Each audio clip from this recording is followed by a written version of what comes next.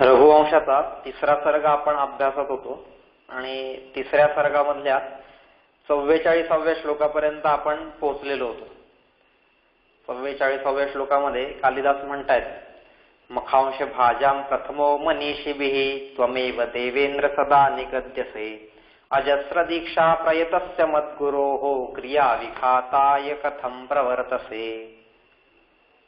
असा रघुने इंद्राला प्रश्न विचारलेला आहे की आजपर्यंत मनीषी लोकांनी, मोठमोठ्या ऋषीमुनींनी आम्हाला ही गोष्ट सांगितलेली आहे की यज्ञामध्ये जे हवीर द्रव्य अर्पण केले जाते त्या हवीर द्रव्याचा स्वीकारण्याचा पहिला मान, हवीर द्रव्याचा भाग स्वीकारण्याचा पहिला मान हा इंद्रा तुझा आहे असं आम्हाला त्या ऋषीमुनींनी सांगितलेलं आहे. आणि मग असं असून सुद्धा माझे वडील म्हणजेच राजा दिलीप यांनी अनंत काळापर्यंत, दीर्घ काळापर्यंत ज्या यज्ञाची दीक्षा घेतलेली आहे त्या त्यांच्या यज्ञीय कार्यामध्ये किंवा यज्ञीय कार्याची जी दीक्षा गेली आहे त्या यज्ञीय कार्यामध्ये तू असं विघ्न कसं काय उभं करू शकतोस? कारण त्यांनी तर आजपर्यंत तुलाच सगळ्यात पहिला मान दिलेला आहे, यज्ञाचा हवी तुला दिलेला आहे. मग त्यांच्या या यज्ञीय कार्यामध्ये तूच कसं काय विघ्न उभं करू शकतोयस असा प्रश्न इथं रघुने इंद्राला विचारलेला आहे. खूप सुंदर श्लोक आहे हा. मखांश भाजा प्रथमो मनीषिभिः. मग आता हा जो मखांश भाज आहे, मख म्हणजेच सॅक्रिफिशियल राईट किंवा सॅक्रिफाईस असं आपण ज्याला म्हणूया, की असा एक संस्कार किंवा असा एक विधी की ज्या विधीमध्ये कोणत्या तरी गोष्टीचा त्याग केला जातोय, काही गोष्टी सोडल्या जात आहेत. मखा म्हणजे पाणी सोडणे आपण ज्याला म्हणतो, किंवा एखाद्या गोष्टीवरती तुळशी पत्र ठेवणे, त्याग करणे, किंवा त्या देवतेला दिलेला तो एक प्रकारचा बळी आहे. ही संकल्पना त्या यज्ञामध्ये आहे. आपण मागे पाहत होतो, यज्ञ देवपूजा, संगतीकरणम, मैत्रीकरणम, दानम. त्याच्यामध्ये ही त्यागाची संकल्पना आहे. यज्ञ हे त्यागाचं दुसरं नाव आहे. म्हणून हा यज्ञ करायचा आहे. आणि यज्ञामध्ये या विविध द्रव्यांचा त्याग करणं, ही विविध द्रव्य यज्ञामध्ये सोडणं हा एक विधी असतो. आणि तो विधी कसा केला जातो तर त्यावेळेस अग्नीमध्ये या वेगवेगळ्या द्रव्यांची आहुती दिली जाते, त्यांचं हवन केलं जातं. आणि म्हणून तर आपल्या इकडं म्हटलेलं आहे की देवतोद्देशे मंत्रोच्चारण पूर्वक अग्नौ हविर्निक्षेप असं सांगितलेलं आहे. देवतोद्देशे, देवतांच्या उद्देशाने, देवतांना उद्देशून, मंत्रोच्चारण पूर्वक अग्नौ, मंत्रोच्चारण पूर्वक, मंत्रोच्चार पूर्वक, मंत्रांच्या उच्चारांसहित अग्नौ हविर्निक्षेप, अग्नीमध्ये हवी दिला पाहिजे. निक्षेप, आता निक्षेप क्षिप, क्षिपती या धातूचा अर्थ होतो फेकणे. आता तिथं काय आपण फेकत नाहीये, पण त्याचा त्याग, निक्षेप याचा एक अर्थ होतो त्याग करणे, सोडणे. त्याला तत्पर्याय देवयज्ञ असं म्हटलेलं आहे. जे आपल्या इकडं जे 5 वेगवेगळ्या प्रकारचे यज्ञ सांगितलेले, देवयज्ञ, पितृयज्ञ, भूतयज्ञ, हे जे पंचमहायज्ञ आहेत आपले, त्यांच्यातला हा देवयज्ञ म्हणजे खऱ्या अर्थानं यज्ञ आपण त्याला म्हणूया, की जे आपल्या डोक्यात यज्ञाची संकल्पना आहे. हा यज्ञाचा खूप मोठा एक भाग आहे. यज्ञ ही संकल्पना इतकी विस्तारलेली संकल्पना आहे की तिला समजून घेता घेता आपल्याला अख्खी संस्कृती समजून घ्यावी लागेल. आणि सगळी संस्कृती समजल्यानंतर कुठंतरी मला यज्ञ ही संकल्पना समजली असं म्हणताय नाही का. म्हणून यज्ञ हा सामान्य विषय नाहीये.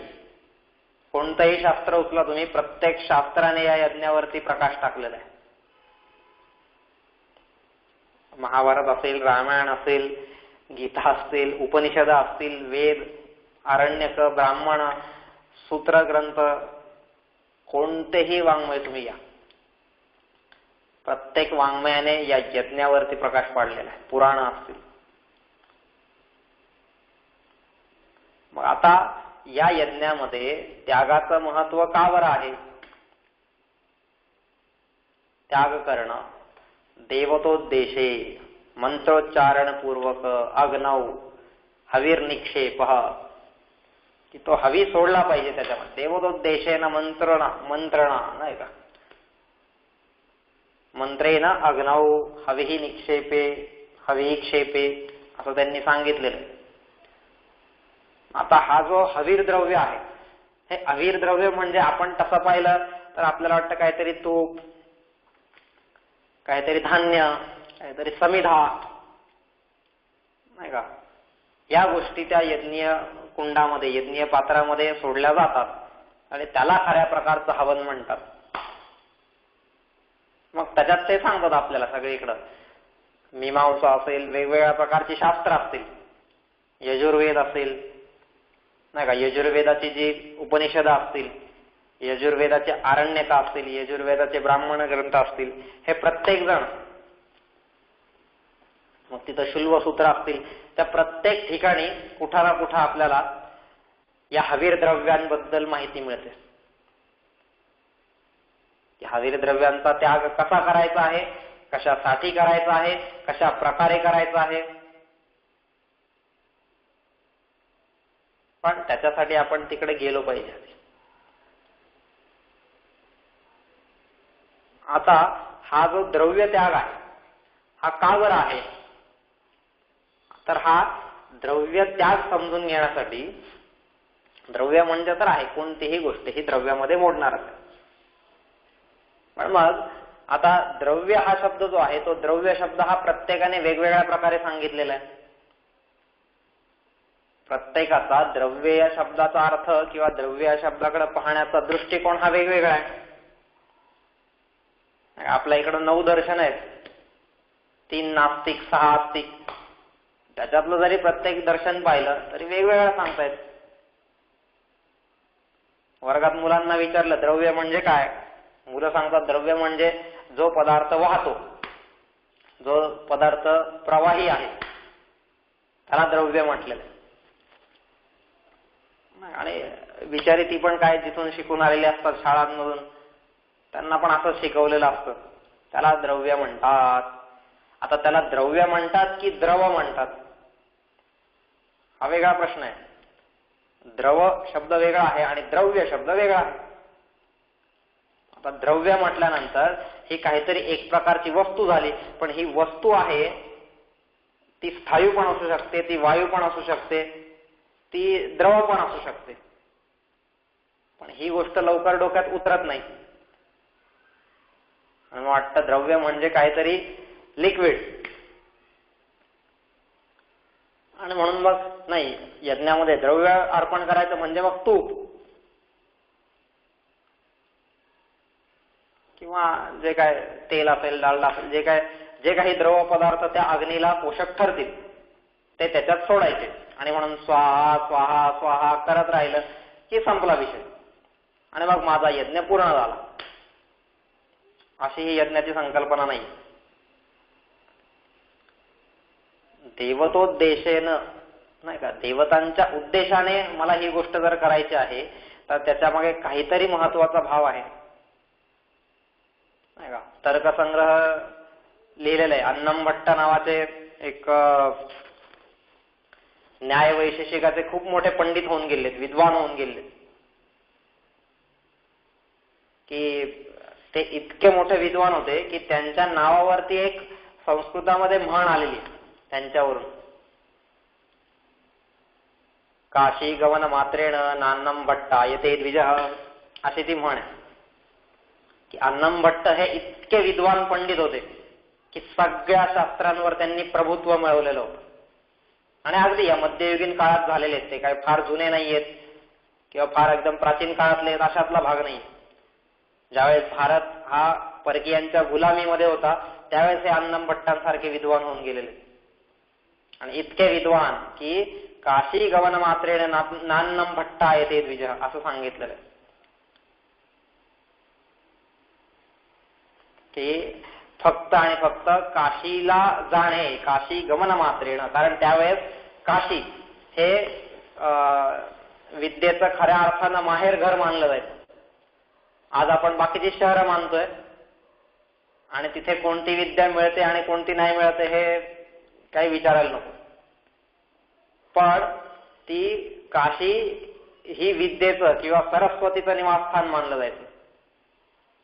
आणि प्रत्येक कोणी जर पंडित असेल, कोणीही जर विद्वान असेल तर तो काशी रिटर्न नाही का. आज आपल्याकडे संकल्पना झाली ऑक्सफर्ड रिटर्न. ऑक्सफर्डला जाऊन आल्याशिवाय तो विद्वान वाटतच नाही. तो ऑक्सफर्डला गेला नव्हता मग तो विद्वान नाहीये, तो पंडित नाहीये, तो हुशार नाहीये. तसंच त्या काळात होतं. काशीला गेला आणि एकदा का हा ऑक्सफर्डमध्ये गेला, ऑक्सफर्डमध्ये ऍडमिशन मिळालं की झाला, विद्वान झाला हा. मग तो कसाही जरी असला तरी त्याच्यावरती ऑक्सफर्डचा शिक्का लागून येतोय. आज मी IITत गेलो, आज मी IIM मध्ये गेलो, या वेगवेगळ्या संस्थांमध्ये मी गेलो आणि माझ्यावरती तो IITचा शिक्का लागला, एकदा IIMचा शिक्का लागला की बस मग मी हुशार. माझ्या इतका दुसरा हुशार कोणीच नाही जगात. आणि हा 4 बोट हवेत उडायला लागतो, मग हवेतच चालायला लागतो. आणि ही परिस्थिती त्या काळात सुद्धा होती की एकदा काशीला जाऊन आला की त्याच्यासारखा दुसरा कोणी पंडित नाही मग. आणि म्हणून ती एक म्हण सांगावी लागली की काशी गमन मात्रेण नान्नम भट्टा येते द्विज, की फक्त काशीला जाऊन ब्राह्मणाला अन्नम भट्ट होता येत नाही. इतके प्रचंड विद्वान ते अन्नम भट्ट होते. आणि त्या अन्नम भट्टांनी तर्कसंग्रह नावाचा एक ग्रंथ लिहिलाय. वेगवेगळे ग्रंथ लिहिले त्यांनी, खूप मोठं कार्य आहे त्यांचं. आपल्या संस्कृतीच्या संवर्धनासाठी, जतनासाठी खूप त्यांचं मोठं योगदान आहे. पण आपण या लोकांपर्यंत पोहोचणार कधी, यांचे चरित्र अभ्यासणार कधी, यांचे ग्रंथ अभ्यासणार कधी? आपल्याला वेळ नाहीये त्याच्यासाठी. बाकी मात्र सगळ्या गोष्टींसाठी वेळ आहे आपल्याकडे, पण ह्यांच्यासाठी वेळ नाही.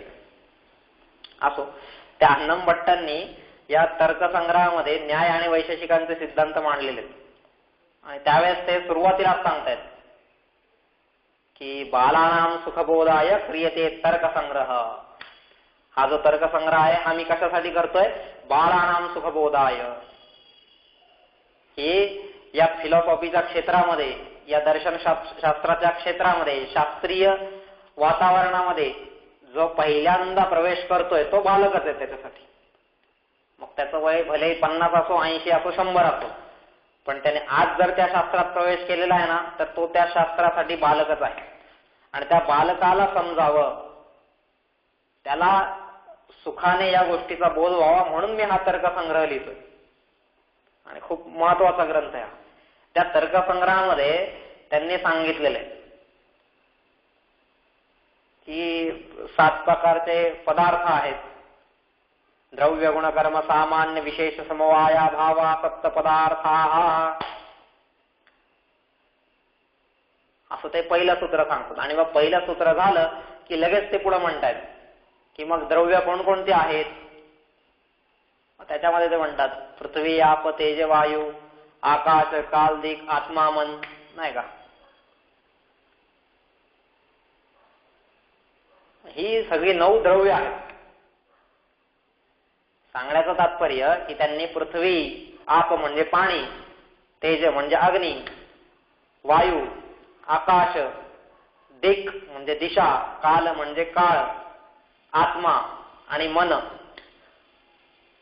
ह्या 9 गोष्टींना द्रव्यामध्ये समाविष्ट केलेलं आहे.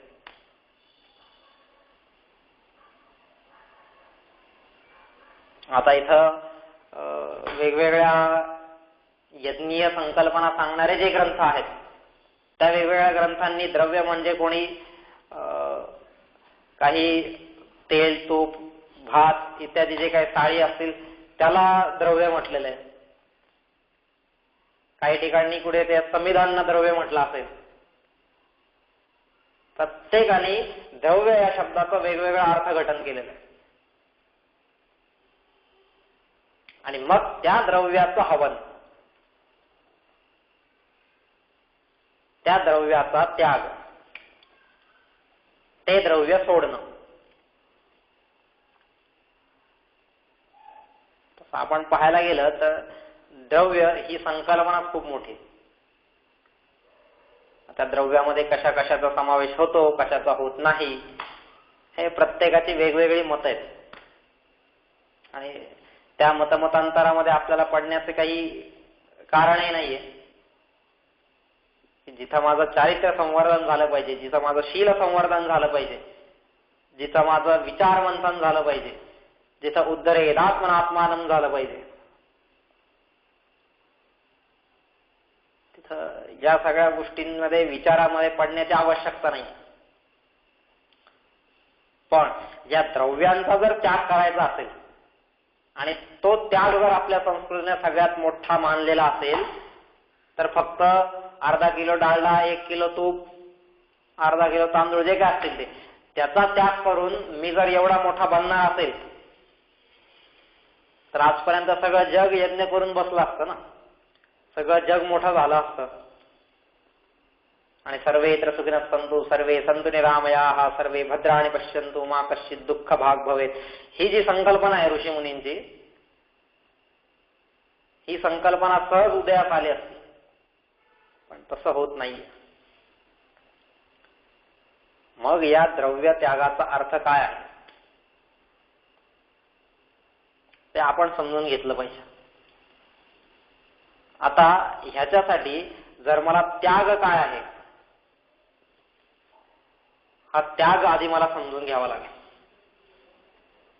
आणि आपण त्यागावरती सुरुवातीला चिंतन केलेलं होतं. पहिल्या सर्गामध्ये जे असतील त्या पहिल्या सर्गामध्ये सगळ्यांना आठवत असेल की त्यावेळेस आपण या त्यागाचं चिंतन केलेलं होतं. की कालिदास सुरुवातीलाच सांगतोय की रघुवंशी राजांचं जीवन कसं होतं. त्यागाय संवृतार्थानाम, नाही का, सत्याय मितभाषिणाम, हे जे सगळं आहे त्यागाय संवृतार्थानाम, संवृत अर्थानाम त्यागाय, त्यांचं जीवनच या सगळ्या गोष्टींच्या त्यागासाठी होतं. त्याग हे ज्यांच्या जीवनाचं परमोच्च सत्य बनलेलं होतं. त्यागाशिवाय ज्यांच्या जीवनाला अर्थच उरलेला नव्हता. प्रत्येक जण असेल तो मग दिलीप असेल, दिलीपाने स्वतःचं सगळं राज्य आपल्या मंत्र्यांना सोपवून दिलेलं आहे आणि त्या गायीची सेवा करायला निघालेला आहे. माहित नाहीये किती दिवस त्या गायीची सेवा करावी लागेल. गायीने समजून घेतलं आणि 21व्या दिवशी त्याला परत मोकळं केलं. ती गोष्ट गायीच्या हातात होती. गायीने 21 महिने पण घेतलं असतं, 21 वर्ष पण लावली असती, माहित नाही. पण दिलीप सगळ्या गोष्टी सोडून त्यावेळेस आलेला आहे. वाटेल त्यावेळेस मला ती गोष्ट सोडता पण आली पाहिजे. आपण एकदा हातात गोष्ट आली, एकदा ती गोष्ट आपली झाली की मग आपण तिला कधी सोडतच नाही.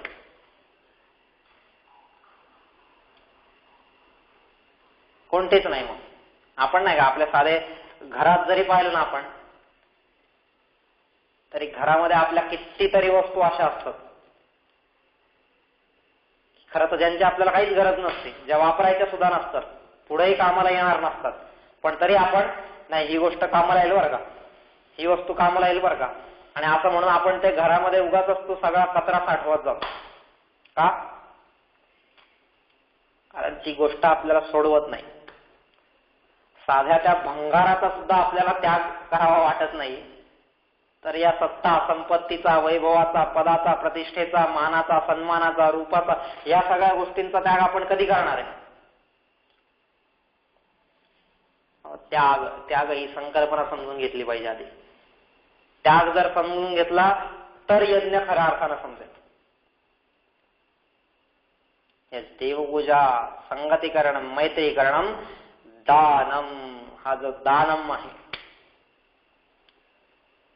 एखाद्या गोष्टीचा त्याग करणे, ती गोष्ट सोडणे. आणि बघा, म्हणून आपण ज्यावेळेस यज्ञाला बसतो ना, त्यावेळेस तिथं ब्राह्मण म्हणतो, हा आता पाणी सोडा. आणि पाणी सोडल्यानंतर काय म्हणा, इदम न मम, नाही का, इदम न मम, असं ज्यावेळेस आपण म्हणतो इदम न मम, तर त्या इदम न ममचा अर्थ काय आहे हे मला कळतच नाही. आणि जरी कळला तरी एवढाच कळतो की हे माझं नाहीये. आपण म्हणू असं कसं काय, आता हे पाणी माझ्याच घरातून आणलं होतं आणि माझ्याच घरातून आणलेलं पाणी परत माझ्याच घरात यज्ञ चालू आहे आणि तिथंच मी ओततोय, आणि तो यज्ञ झाल्यानंतर ते परत मलाच उचलून मोरीमध्ये टाकायचंय. पण तरी सुद्धा हा ब्राह्मण मला म्हणायला लावतो इदन न मामा, तू काय तुझ्या घरून पाणी आणलंय का ते? आजच्या काळात पाणी एक ग्लास तिथं आणून शुद्ध पाणी ठेवणं हे किती अवघड आहे. फिल्टर बसवावा लागतो, 4 वेळेस साफ करावा लागतो, आणि त्यात तू मला परत सांगतो की हे पाणी माझं नाहीये म्हणून. इदन न मामा, अशी गंमत आहे सगळी. पण तो इदन न मम, त्याचा मागचा भाव काय आहे, ती गोष्ट मला का सोडायची आहे, नाही का. आपण झाल्यानंतर इथे श्रीकृष्णार्पणमस्तु, नाही का, ही गोष्ट त्याला अर्पण असो, त्याला मी अर्पण करतोय, हे का बरं आहे, हा त्याग का बरं आपल्या संस्कृतीने सांगितलेला आहे. त्यागाच्या आधारावर ही संस्कृती उभी झालेली. त्याग समजून घेतला पाहिजे त्याच्यासाठी आधी. आणि हा त्याग समजून घेण्यासाठीच आपल्यालाच नाही तर प्रत्येकाला ती गरज भासलेली. आणि म्हणून अर्जुन सुद्धा काय करतोय, गीतेमध्ये भगवंताला प्रश्न विचारतोय. सगळी गीता सांगून झालेली आहे, 17 अध्याय सांगून झालेले आहेत. आता वाटलं संपलं, पण नाही. 18व्या अध्यायाची सुरुवातच अर्जुन त्याच्या प्रश्नाने करतोय. 18वा अध्याय सुरूच होतो, अर्जुन उवाच संन्यासस्य महाबाहो तत्त्वमिच्छामि वेदितुं त्यागस्य च ऋषिकेशः पृथक् केशि निषूदन. म्हणजे त्या श्लोकामध्ये अर्जुन हा प्रश्न विचारायचा असतो म्हणून 3 विशेषण वापरतोय आधी तिथं भगवंतासाठी, नाही का. हे महाबाहो, हे ऋषिकेश, हे केशि निषूदन, खूप सुंदर विशेषण वापरली अर्जुनाने. म्हणजे या विशेषणांचा जरी आपण एक वेगळा अभ्यास केला ना गीतेमध्ये, अर्जुनाने भगवंतासाठी काय काय विशेषण वापरलेली आहेत, तरी कळेल की भगवंत कसा होता. महाबाहो, ऋषिकेश आणि केशि निषूदन. केशी नावाच्या राक्षसाचा संहार करणारा तू, ऋषिकेश आणि महाबाहो, अशी खूप सुंदर विशेषण वापरले. तिथं अर्जुन काय म्हणतोय, संन्यासस्य महाबाहो तत्त्वमिच्छामि वेदितुं, की हे महाबाहो, हे ऋषिकेश, हे केशि निषूदन, मला काय करायचंय, संन्यास हे जे तत्व आहे, संन्यासाचं जे काही तत्व आहे ते तत्व मला जाणून घ्यायचंय. तत्वम इच्छामि वेदितुं, आणि नुसतं संन्यासाचं नाही तर त्याच्यासोबतच मला कशाचं पण पाहिजे, त्या अगस्त्य ऋषिकेश पृथक् केशि निषूदन. आणि दोन्ही मला पृथक समजून घ्यायचे बरं का, एकत्र नको आहेत मला. मला काय पाहिजे, तू संन्यास एक वेगळा सांग आणि नंतर त्याग वेगळा सांग. दोन्ही गोष्टी तुम्हाला समजून सांग. आता तिथं भगवंताला प्रश्न पडला असेल, अरे तुला तिकडं 5व्या अध्यायात मी काय सांगितलं होतं, तिथं पण तुझा हाच प्रश्न विचारला होता ना, संन्यासं कर्मणां कृष्ण पुनर्योगंच शंसति यच्छ्रेययेत योरेकं तन्मे ब्रूहि सुनिश्चितम्. तिथं पण तर तू हाच प्रश्न विचारला होता आणि तो प्रश्न विचारल्यानंतर तुला एवढं सगळं तिथं मी सांगितलं होतं का नाही? मग तेव्हा तू कुठं गेला होता? तेव्हा तुला कळाली नाही ती गोष्ट. आता परत विचारतोय का तुम्हाला? पण शेवटी भगवंत तो भगवंत आहे नाही का? कारण त्यांनी सांगितलंय ना आधी गीतेमध्ये, जिज्ञासुरपि योगस्य शब्द ब्रह्माति वर्तते परिप्रश्नेन सेवया. आता जिज्ञासू किंवा परिप्रश्न करणे हे जर गुण अंगी आणायचे असं त्याने आधीच सांगून ठेवलेलं आहे अर्जुनाला, तर अर्जुन आता परत ते विचारतोय आणि म्हणून माझा देवाला ते सांगावं लागलेलं आहे. आणि म्हणून त्याने प्रश्न असा इतका बुद्धिमान प्रश्न विचारलेला आहे की संन्यास आणि त्याग या दोन्हींचं मला तू पृथक, म्हणजे दोन्हींचं ही दोन्ही तत्व मला वेगवेगळी सांग, सेपरेट सांग, एकत्र सांगू नकोस. एकत्र सांगशील तर ती परत माझी गडबड होईल. आणि हे सांगत असताना मग भगवंतांनी त्याला तो संन्यास आणि त्याग तशा दोन्ही गोष्टी जर पाहिल्या तर दोन्ही गोष्टी या सारख्याच दिसत आहेत. सम्यक न्यास म्हणजे सोडणे, सगळ्या गोष्टी सोडणे, तो संन्यास. संन्यासाला कशामध्ये आसक्ती, ममत्व, आपपरभाव या काही गोष्टी ठेवायच्याच नसतात, सोडायच्या सगळ्या गोष्टी, तो संन्यास. आणि मग त्याग, त्यागात तरी काय आहे दुसरं? त्यागामध्ये पण सोडायचंच आहे. मग आता यज्ञामध्ये त्याग ही संकल्पना आहे, तशी यज्ञामध्ये संन्यास ही संकल्पना आहे का नाही? मग हवीर द्रव्यांचा त्याग. तर आता हा जो त्याग आहे त्याचं खूप सुंदर वर्णन तिथं भगवंतांनी केलेलं आहे की हा त्याग कशाला म्हणतात, त्यागाचं काय स्वरूप आहे, त्याग किती प्रकारचा असतो, हे सगळं भगवंतांनी सांगितलं आणि ते आपण समजून घेतलं पाहिजे. पहिल्या प्रश्नाचं त्याचं उत्तर लगेच देत आहेत.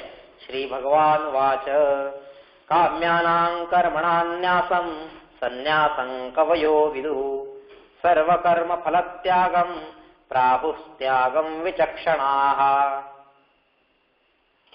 पहिल्याच श्लोकामध्ये अर्जुनाने एका श्लोकात दोन्हींबद्दल विचारलं, भगवंतांनी त्याला लगेच पुढच्या श्लोकात दोन्हींबद्दल उत्तर देऊन पण टाकलं. सडे सोड,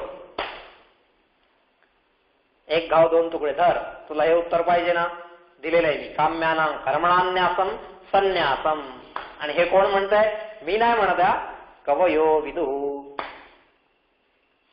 जो आपण मनीषी शब्दाचा अर्थ पाहिला, त्या मनीषी शब्दामध्ये आपण कवी हा अर्थ सुद्धा पाहिला आणि वेद विद्वान हा सुद्धा अर्थ पाहिला. विदुः वारंवार ह्या लोकांचं वर्णन करतायत. हे लोक असं म्हणतात ना, हे कृष्ण म्हणतंय, मी नाही म्हणत आहे. कोण म्हणतंय? संपूर्ण विश्वाची जी चालक शक्ती आहे, ती विश्वाची चालक शक्ती तिथं सांगते की हे मी म्हणत नाहीये. हे कोण म्हणतंय? कवयो विदुः. कवी लोक म्हणतायत. आता कवी म्हणजे कोण? आजच्या आपल्यासारखे 4 वेळा लिहिणारे का? नाही. कवी त्यांना म्हटलेलं नाहीये. कवीर मनीषी परिभुस्वयंभू असा जो आहे तो कवी.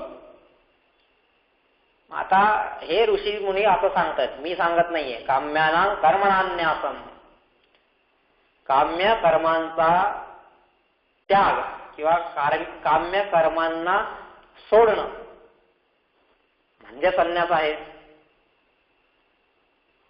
आता जर काम्य कर्मांना सोडणं हा संन्यास आहे, तर मग त्याग हा काय वेगळा आहे अजून? त्यावेळेस भगवंत म्हणतायत काम्यानां कर्मणान्यासं संन्यासं कवयो विदुः सर्व कर्म फलत्यागं प्राहुस्त्यागं विचक्षणाः. प्राहुः त्यागं विचक्षणाः. त्याला हे विचक्षण हा अर्थ सुद्धा आपण म्हणून पाहिलेला आहे त्या दिवशी मनीषी शब्दामध्ये. म्हणजे मनीषी हा शब्द इतका मोठा आहे. विचक्षण, कवी अशी वेगवेगळी ही सुद्धा विशेषणं ऋषींसाठी वापरलेली, ऋषी मुनींसाठी वापरलेले. फक्त वाचताना आपला तो दृष्टिकोन उभा राहायला पाहिजे.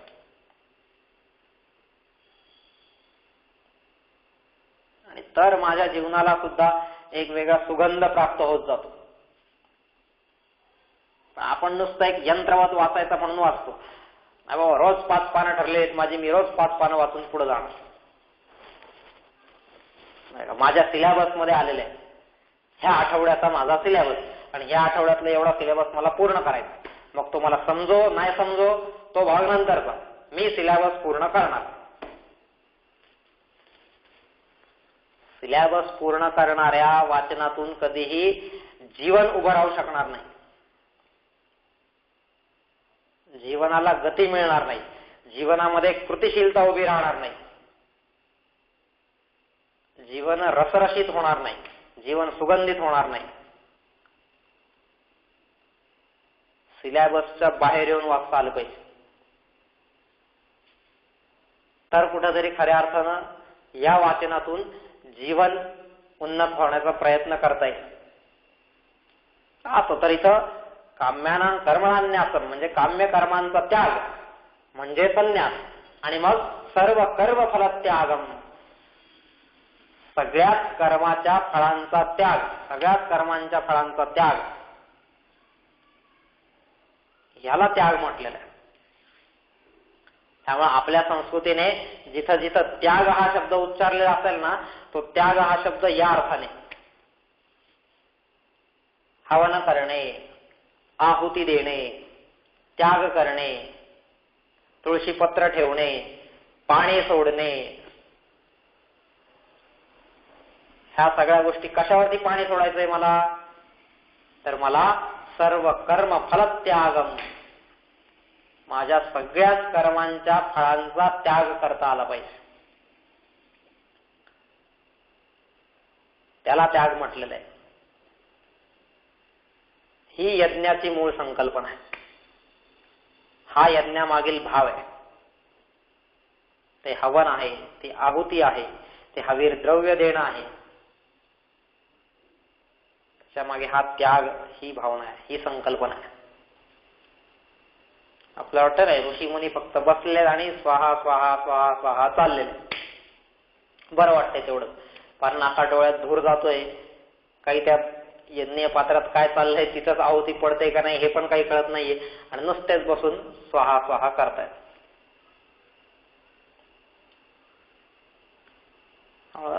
ही आहुती देणं या त्यागाचं स्वरूप आहे, हा त्यागाचा अर्थ आहे तिच्या मागे.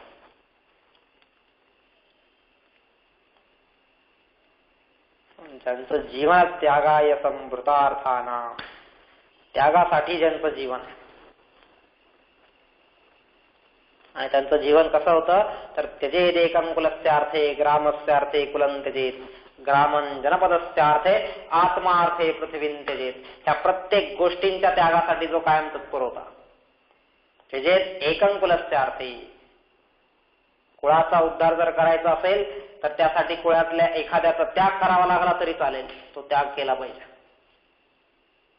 त्यजेत एकं कुलस्य अर्थे ग्रामस्य अर्थे कुलं त्यजेत, गावाच्या विकासासाठी एकाचा त्याग करावा लागला तरी चालेल, त्याला सोडून द्या, पुढे चला. ग्रामं जनपदस्य अर्थे, ग्रामं जनपदस्य अर्थे.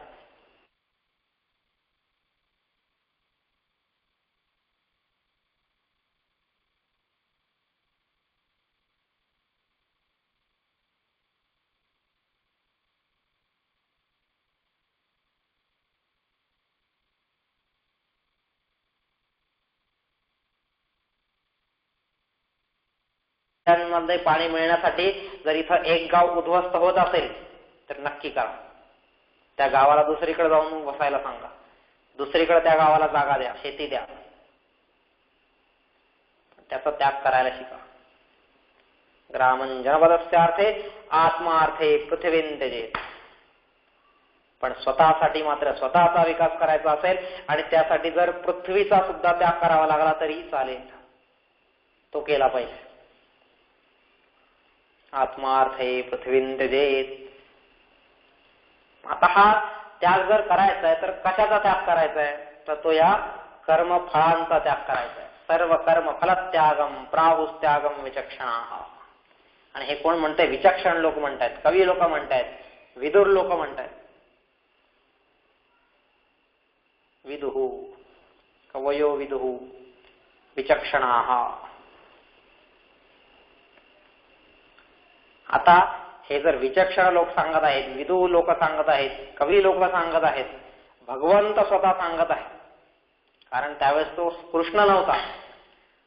महाभारतामध्ये बाकी सगळीकडे श्रीकृष्ण उवाच असं आलेलं आहे, पण या गीतेमध्येच मात्र श्री भगवान वाच.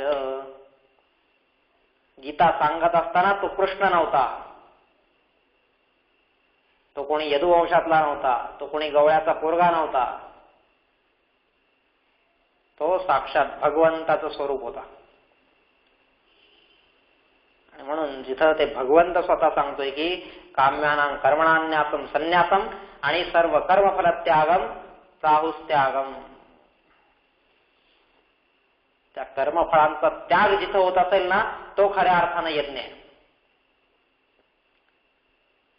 पण आज मला कर्मफळांचा त्याग करावाच वाटत नाही. उलट जी कर्म माझी नसतील त्यांची फळं पण मी डोक्यावर घेऊन मिरवतोय, त्यांची शेखी घालतोय. असं जर असेल तर त्याला त्याग म्हणता येणार नाही, त्याला भोग म्हणावं लागेल.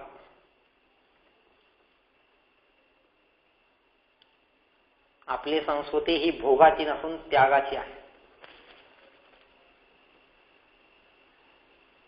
जिथे स्वार्थ त्याग असेल तो स्वार्थ त्याग झाला पाहिजे. परार्थासाठी माझं जीवन उरलं पाहिजे. आता हा जो काम्य कर्मांचा जो फळांचा त्याग आहे, मग आता कोणत्या कर्मांचा फळांचा त्याग? त्यावेळेस भगवंत आहे सर्व कर्म फलत्यागम, सगळ्याच कर्माच्या फळांचा त्याग. मग ते नित्य असतील, नैमित्तिक असतील, प्रायश्चित्त असतील, उपासना असतील, कोणत्याही प्रकारची कर्म, निषिद्ध कर्म कोणतंही असेल, सगळ्या कर्माच्या फळांचा त्याग. वेगवेगळ्या ठिकाणी वेगवेगळे कर्म सांगितलेले, कर्मांचे वेगवेगळे प्रकार सांगितलेले,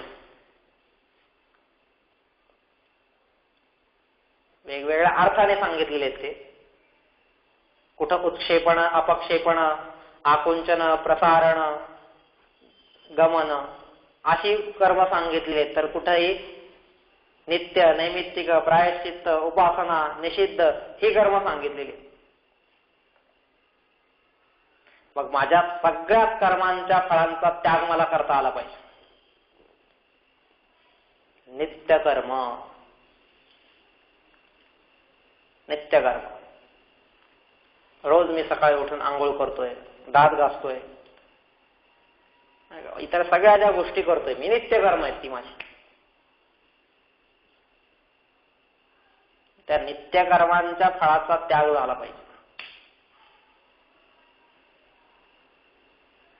पण आपण तोच त्या फळाचं गुणगान गात संपूर्ण जगभर फिरत असतो. नित्य कर्माचं सुद्धा गुणगान गातो आपण. बघा मी आंघोळ करून आलो, माझ्या साबणाचा किती सुगंध येतोय. बघा मी आज अत्तर लावून आलो, माझ्या अत्तराचा किती सुगंध येतोय. हे सगळे नित्यकर्म आहेत. त्या नित्यकर्माची फळं सुद्धा आपण जगभर शेखी गात मिरवतोय, त्याची काही एक आवश्यकता नाही. नित्य कर्माच्या फळांना सोडता आलं पाहिजे. काय मग मी रोज व्यायाम करतो, मी रोज वाचन करतो, मी रोज खेळायला जातो, जे काय मी रोज ज्या गोष्टी करत असेल ती नित्यकर्म झाली माझी. की जी कर्म केल्यानंतर मला कोणतंही पुण्य मिळत नाही, किंवा जी कर्म केल्यानंतर केली नाहीत म्हणून पापही लागत नाही, किंवा त्याच्यातली काही काही कर्म अशी असतीलही की जी नाही केली तर पाप मात्र लागणार, पण केली तर पुण्य नाहीये. ही नित्यकर्म आहेत.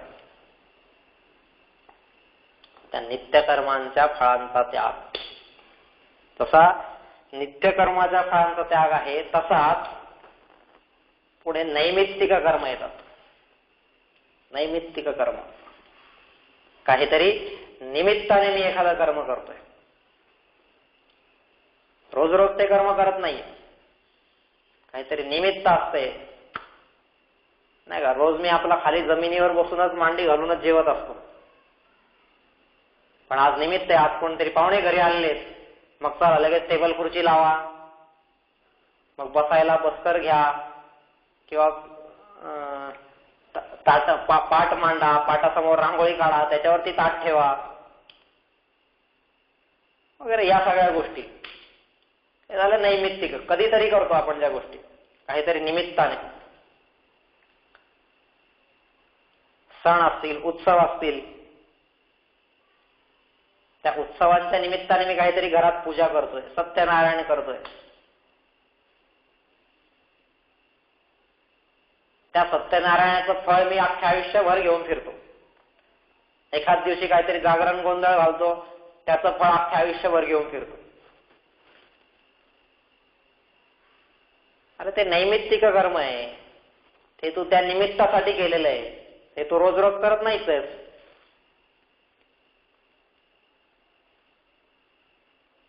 काहीतरी निमित्त झालं की त्या निमित्तामुळं इथं व्यापारात खूप मोठा लॉस झालेला आहे. आता व्यापारात लॉस झालाय, काही सुचत नाहीये त्याला, आणि काही सुचत नाहीये म्हणून तो त्या दिवशी मंदिरात गेला आणि तासभर मंदिरात देवासमोर बसला, आणि त्याला वाटलं आज मी तासभर बसलो म्हणजे मी किती पुण्य कमवून आलो. काही नाही, तू काहीही पुण्य कमवलेलं नाही. तू फक्त आणि फक्त तुझा मानसिक त्रास हा कुठंतरी ओकायचा होता म्हणून तिथं जाऊन बसलास. कारण तुला माहितीये हा मानसिक त्रास बाकी जगातल्या कोणाला सांगितलं तरी कोणी ऐकणार नाही, ऐकलं तरी परत माझेच खिल्ले उडवतील, मला 4 उपदेशाचे डोस पाचतील. त्याच्यापेक्षा एकच असा आहे जो माझा ऐकून घेईल, तो तिथं मंदिरात बसलाय, जातो मी त्याच्याकडे, आणि म्हणून ते तिथं आलेलं आहे. निमित्त आहे, त्या निमित्तामुळं तू तिथं गेलेला आहे, आणि त्याच्यामुळं त्या कर्माचं सुद्धा तुला पुण्य नाहीये. तू तिथं गेला नाहीस म्हणून तुला पापही नाहीये.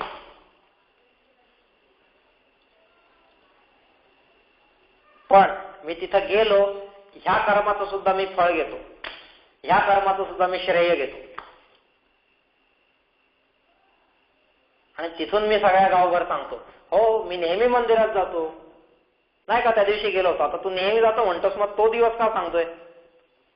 आजचं सांग ना. पण तो त्याला आजचं सांगता येत नाही, कारण तो नेहमी जात नाहीये. नैमित्तिक, काहीतरी निमित्त असलं की तो मंदिरात जातोय.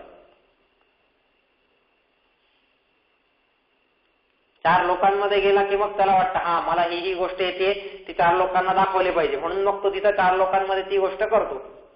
नैमित्तिक म्हणजे नैमित्तिक कर्म करणं हे वाईट आहे अशातला भाग नाहीये. निदान त्या निमित्ताने तरी तो करतोय ना. भगवंत स्वतः गीतेमध्ये म्हणतायत, निमित्त मात्रम भव सव्यसाचिन. हे सव्यसाची, निदान तू निमित्त मात्र तरी बन रे. बाकीचं सगळं काम मी करतोय, तू फक्त निमित्त मात्र बन. तिथं नैमित्तिक कर्म तरी करतो.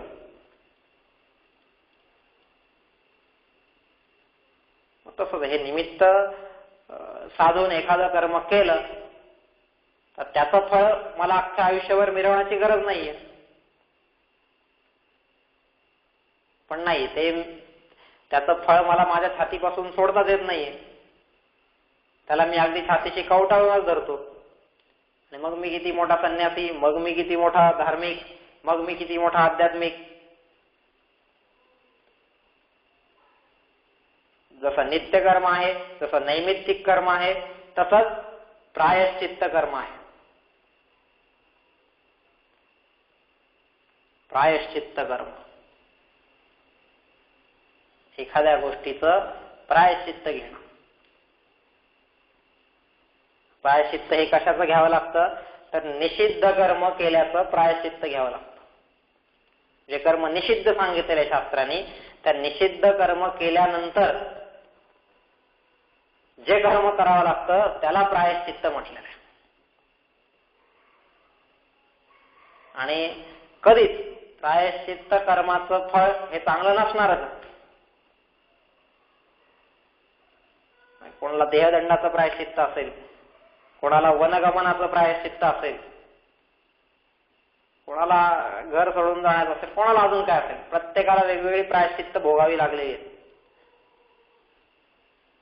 सीतेला जंगलात पाठवलं गेलेलं आहे, लक्ष्मणाला शरयूत प्रवेश करावा लागलेला आहे, नाही का, प्रायश्चित्त कर्म. आता या प्रायश्चित्त कर्माचं फळ तर कधी चांगलं नसणारच आहे, दुःखदायकच असणार ते. पण ते फळ सुद्धा सोडायला शिकलं पाहिजे. ते फळ पण कायम सोबत ठेवून उपयोगाचं नाही, त्याचा सुद्धा त्याग केला पाहिजे. तसं या प्रायश्चित्त कर्माच्या फळाचा त्याग केला पाहिजे, तसंच उपासना कर्माच्या फळाचा सुद्धा त्याग केला पाहिजे.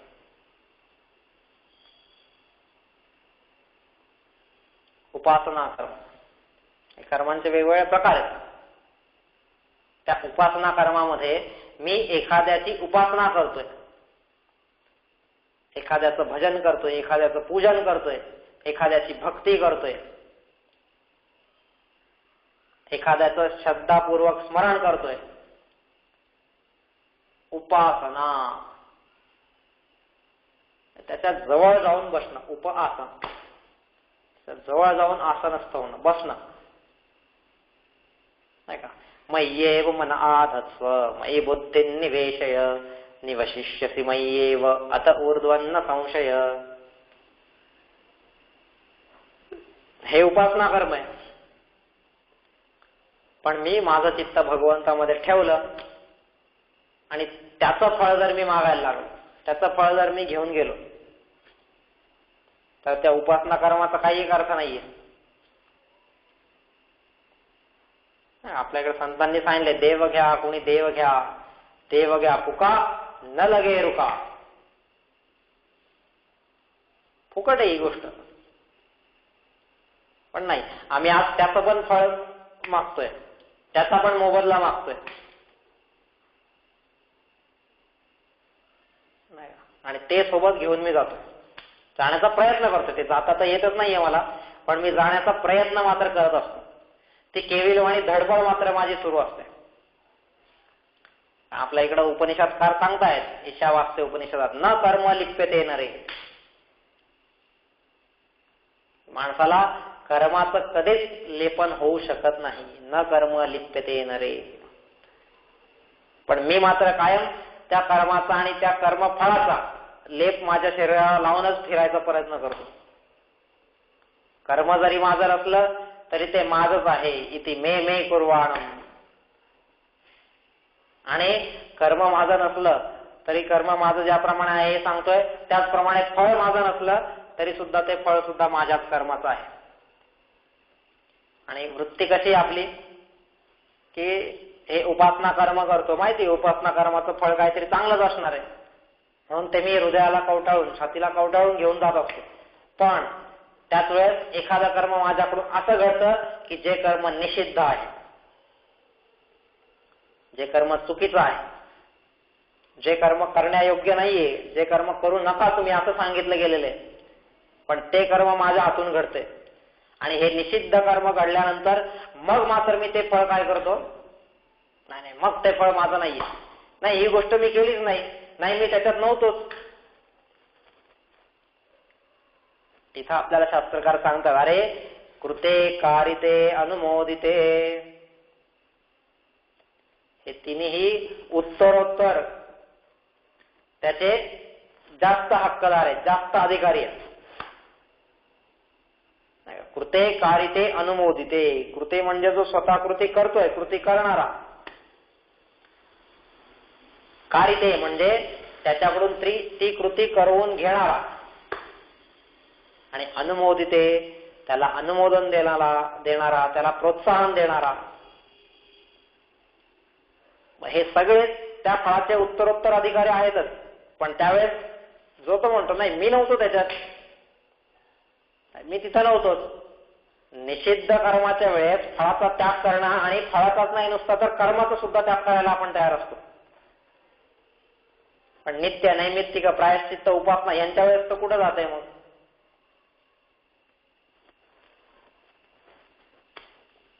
एखाद्याने चोरी केली मग तो काय नंतर म्हणतो नाही नाही मी चोरी केलीच नाही.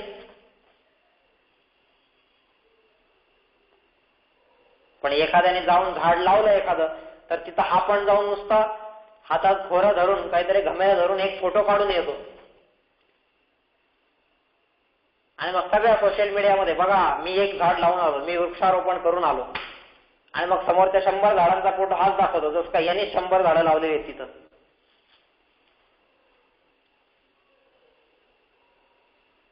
जी कर्म मी केलेली नाहीयेत त्यांचं फळ घ्यायला मी स्वतःहून पुढे जातो.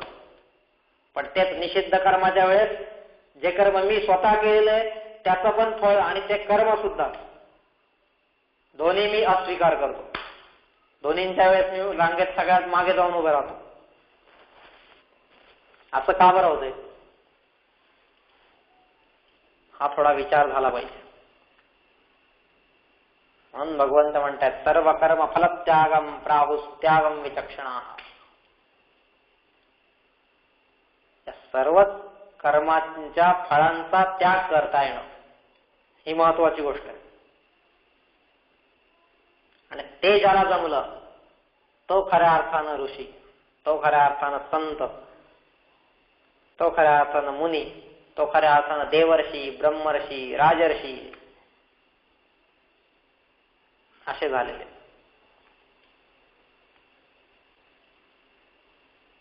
आज मी एक विहीर बांधून दिली का त्याच्या 4 ठिकाणी गावामध्ये पाट्या लावतो. गावामध्ये नाही अख्ख्या जिल्ह्यात लावतो.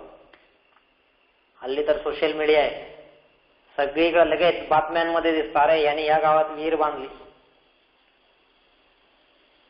त्याने मुळात बांधली असेल का नसेल ते पण माहित नाही, पण त्याचं नाव आज मात्र सगळीकडे दिसतंय.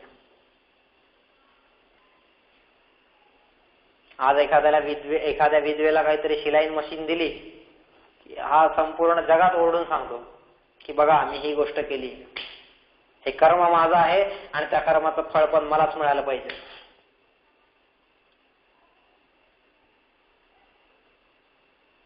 तर गीतेचं तत्वज्ञान बाजूलाच ठेवतो आपण जीवनातून.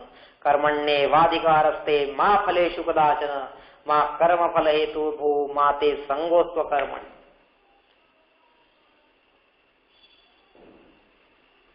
त्या कर्मफळाची अपेक्षा सोडून तू कर्म करत जर तोपर्यंत नसशील तोपर्यंत तुझ्या या यज्ञ कर्माला सुद्धा काही सुगंध येणार नाही, त्यालाही काही अर्थ उरणार नाही.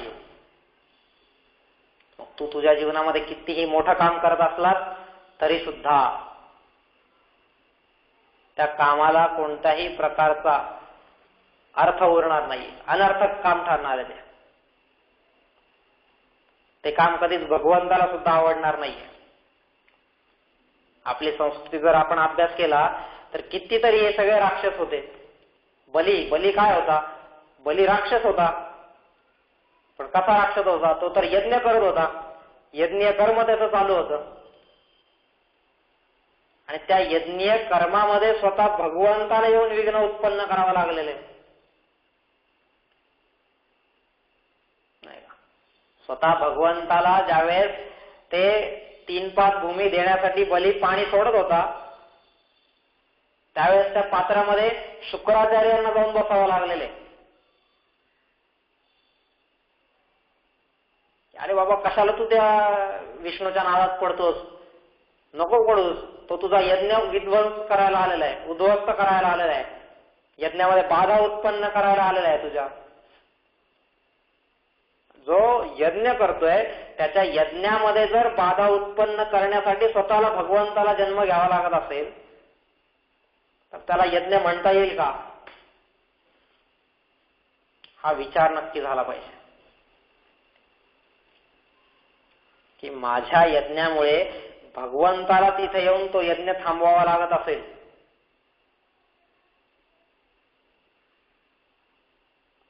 तर माझं कर्म बरोबर आहे का?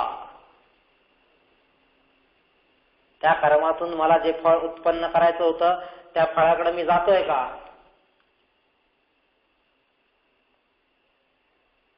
बलीच्या दृष्टीने, शुक्राचार्यांच्या दृष्टीने किंवा इतर सगळ्यांच्या दृष्टीने सुद्धा, संपूर्ण समाजाच्या दृष्टीने बळी हा उत्तमच होता, त्याचं राज्य उत्तमच होतं. म्हणून आजही आपण म्हणतो ना की इडा पिडा टळो, बळीचे राज्य येऊ. कदाचित इतक्या वेळात आपण रामराज्य येऊ असं सुद्धा म्हणत नसेल, पण दरवर्षी आपण एकदा तरी न चुकता बळीचं राज्य येऊ असं म्हणतो, ती प्रार्थना करतोय. असं यज्ञीय कार्य करणारा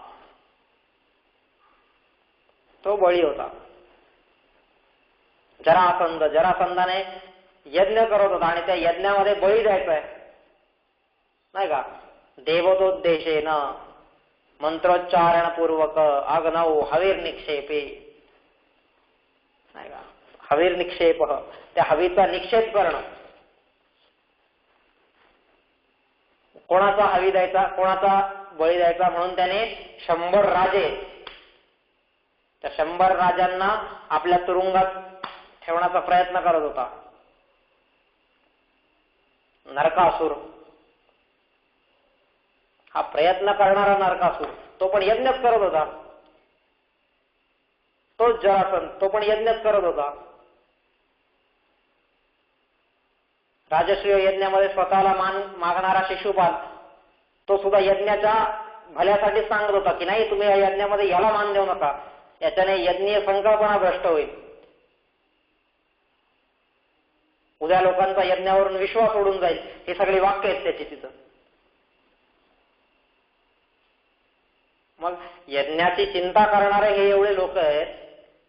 जरासंध असेल, नरकासुर असेल, शिशुपाल असेल, बळी असेल, रावणाने स्वतः किती यज्ञ केलेले आहेत. हे सगळे यज्ञाची धुरा स्वतःच्या खांद्यावरती घेऊन जाणारे महान याज्ञिक होते, आपण त्यांना म्हणूया. पण मग या महान याज्ञिकांना भगवंताला का मारावं लागलेलं आहे? त्यांचा का विनाश करावा लागलेला आहे? हा ज्यावेळेस विचार करू आपण, त्यावेळेस त्या त्यागाचा अर्थ आपल्याला लक्षात येईल की त्यांनी त्याग केला होता का नाही त्या यज्ञामध्ये. सर्व कर्मफल त्यागम, तो सगळ्या कर्माच्या फळांचा त्याग होत होता का नव्हता? आणि तो जर होत नसेल, गया गदाधर, यज्ञीय कार्य करत होता तो पण, सगळ्यांना स्वर्गात जागा द्या, प्रत्येकाला मोक्ष मिळवून द्या, सगळ्यांच्या मोक्षाचा विचार करणारा जो आहे आणि स्वतःच्या पुण्यातून त्यांना मोक्ष मिळवून देणारा जो आहे, तो तर खऱ्या अर्थानं श्रेष्ठ समजला गेला पाहिजे. त्याला तर देवच मानला पाहिजे. पण तरी सुद्धा देवाने येऊन त्याला मारलेला आहे. गयासुर म्हणतात त्याला, असुर होता तो. असं का बरं झालं? कारण या त्यागाचा अर्थ ज्यांना समजलेला नाहीये आणि त्यागाचा अर्थ न समजलेल्या लोकांनी जर यज्ञ केला तर तो यज्ञ म्हणजे माकडाच्या हातातलं कोलितच आहे. माकडाच्या हातात आलेला हिरा आहे. आपण पाहिलं, आग्रातम परिचुंबितम ननमोहर लीडंत तश्चर्वितम. ते माकड काय करतं, हिरा हातात आल्यानंतर त्याचा वास घेतं, त्याचं चाटून बघतं, नाही का, चावून बघतं, सगळ्या गोष्टी करतं आणि शेवटी त्याला वाटतं नाही हे काहीच कामाचं नाही, हा नुसता दगडच आहे, असं म्हणून तो दगड फेकून देतोय. ती गत आज आमची झाली. आमच्यासारख्या माकडांच्या हातामध्ये हा यज्ञ आलेला आहे आणि त्यामुळं त्या यज्ञामागची सगळी संकल्पनाच नष्ट होत चाललेली आहे. त्यागामागची सगळी संकल्पनाच नष्ट होत चाललेली. त्याग पुन्हा उभा केला पाहिजे. यज्ञामध्ये हवीर द्रव्यांचा त्याग, आहुती, मखांश भाजाम, नाही का, ते मखांश भाजाम, मखस्य औषम भजन्ते, नाही का, मखस्य अंशम भजन्ते इति मखांश भाजा तेषाम, त्यांच्यामध्ये. असं खूप सुंदर विषय हा मखांश भाज. का बरं ते मख का बरं अर्पण करायचं आहे बघूया आपण. खूप सुंदर विषय हा. चालू ठेवूया आपण आपला अभ्यास. वेळ होऊन गेलेली आहे. उद्या पुन्हा भेटू आणि पुढच्या विषयाकडे वळूया.